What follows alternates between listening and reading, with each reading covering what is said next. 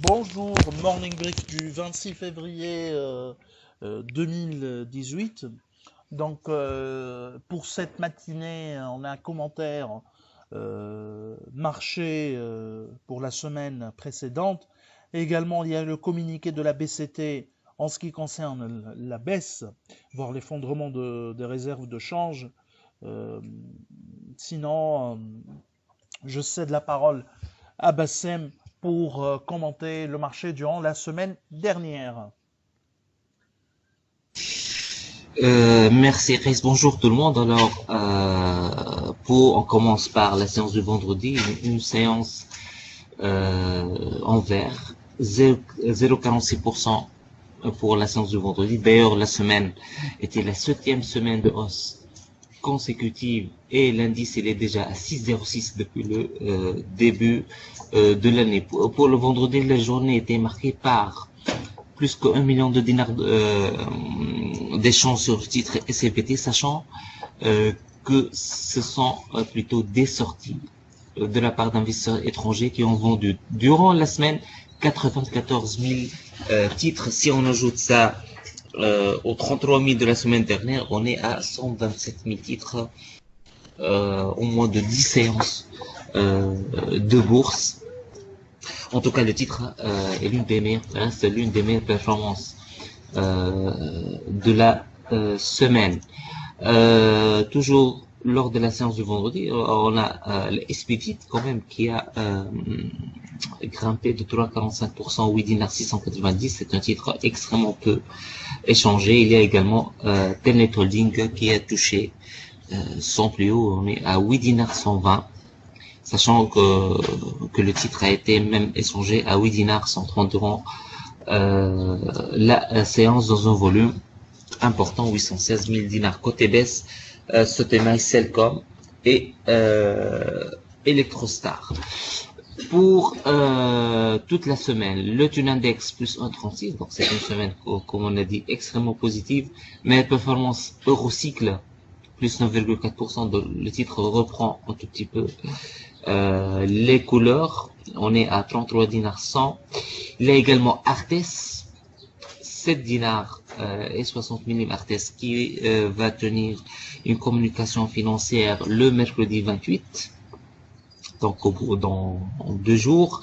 Il y a également Cellcom, là, plus 7,6%. Côté baisse, Sotemae, moins 9%. Une inquiétante baisse pour Assad, bien que vers la fin de la séance du vendredi, le titre a repris un peu, mais on est en dessous des 9 dinars. 8 dinars 99, moins 8,6%. Il y a également Salim et UADH et Tunisair. Ce sont donc les principales baisses de la semaine. Pas vraiment d'actualité, mais en tout cas, je cède la parole de nouveau à Raïs.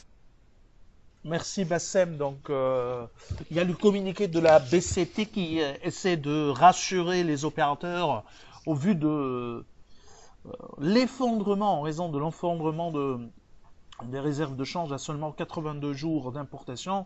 Donc selon la BCT, ce sont des fortes pressions de ce habituel pour un début d'année, puisque les autorités publiques ont constitué ou constituent toujours durant les débuts d'année d'importants stocks de matières premières, produits énergétiques mais également alimentaires et industriels. Et également, selon la BCT, il y a eu des règlements au titre de service de la dette.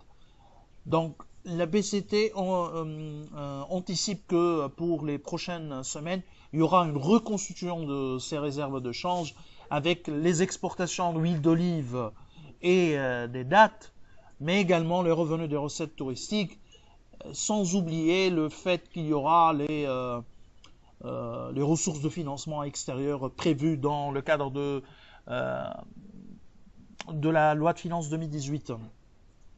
C'est vrai que toujours le début d'année se caractérise par ce, euh, cet approvisionnement stratégique de la part des autorités publiques essentiellement, mais 82 jours, c'est un niveau très bas. Et l'année dernière, au début de l'année, on n'était pas à 82 jours de réserve.